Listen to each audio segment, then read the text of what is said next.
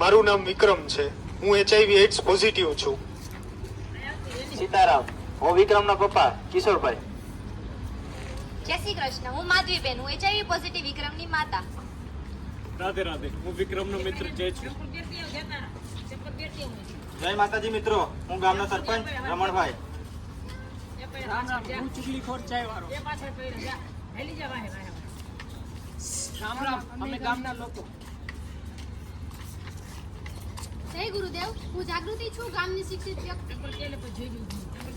નમસ્તે, હું ડોક્ટર નીલમ. હું ART સેન્ટરની ડોક્ટર છું અને હું વિક્રમની સારવાર. દ્રશ્ય 1 નિદાનનો આઘાત અને ગુપ્તતા. સ્થળ છે વિક્રમનું ઘર.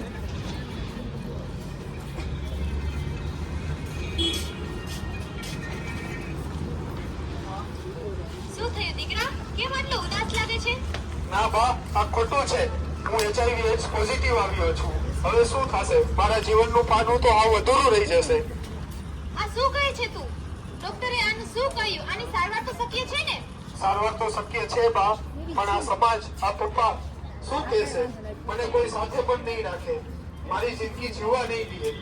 તું ચિંતા ના કર. અત્યારે આપણે તારા પપ્પાને નહીં કહીએ. પહેલા આપણે આની સારવાર ચાલુ કરાવીએ.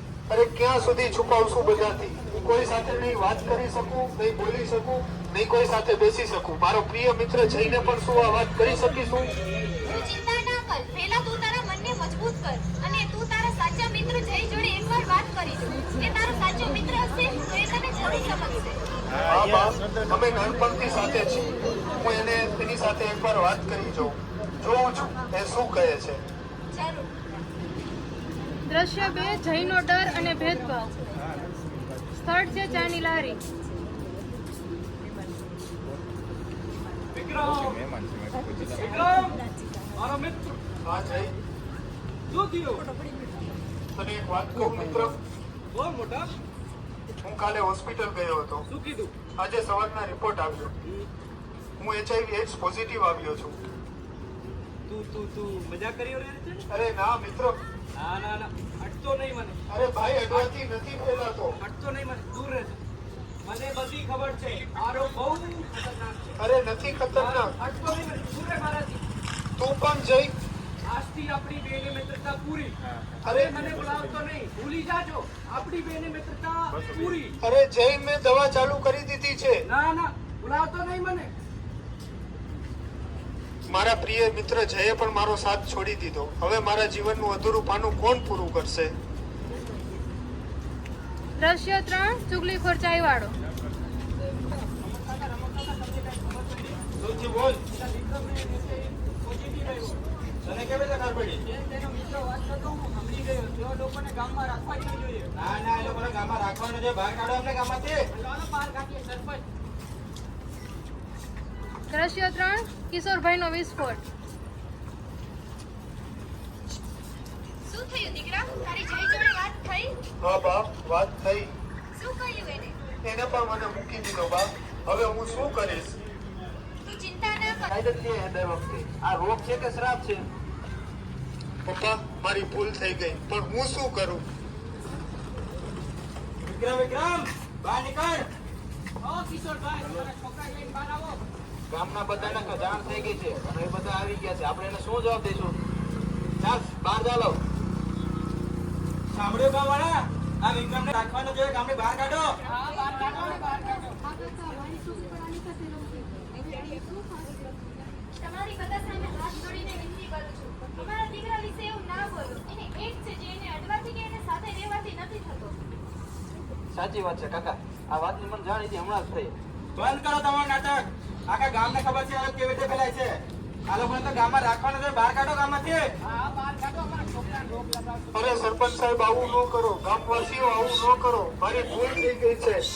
તારે જેટલું જીવન જીવી શકે.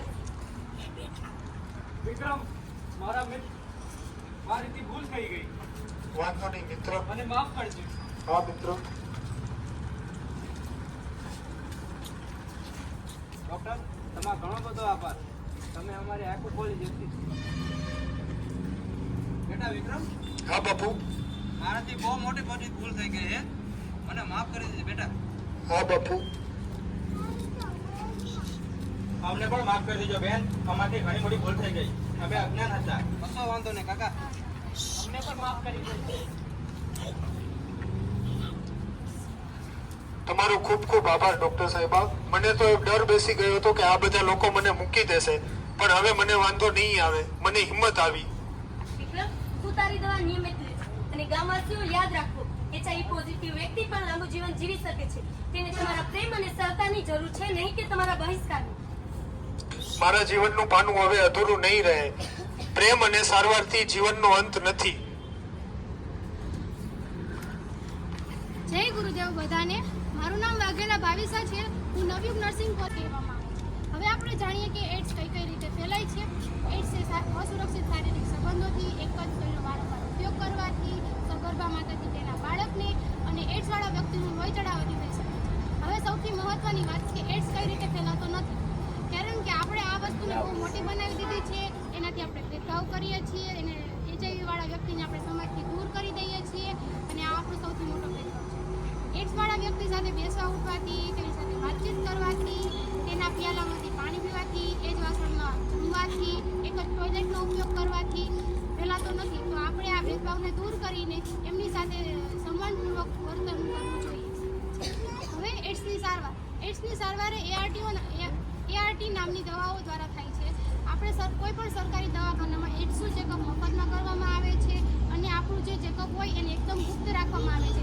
જો કોઈ પણ વ્યક્તિને એવું લાગતું હોય કે હું એડ્સ પોઝિટિવ હોઈ શકું, તો એ કાંઈ પણ શરમાયા વગર સરકારી હોસ્પિટલ જઈ શકે છે અને પોતાનું ચેકઅપ કરાવી શકે છે અને આ કાંઈ શરમજનક બાબત. HIV ટેસ્ટિંગ કરાવીશું, ભેદભાવ દૂર કરીશું, જાગૃતિ ફેલાવીશું. ડરને દૂર કરો, HIV ટેસ્ટિંગ કરાવો. HIV સાથેની લડાઈમાં સમુદાય જ સાચો સહારો છે. HIV સામેની લડાઈમાં સમુદાય જ સાચો સહારો છે. 1 ડિસેમ્બર વિશ્વ એડ્સ દિવસ. 1 ડિસેમ્બર વિશ્વ એડ્સ દિવસ.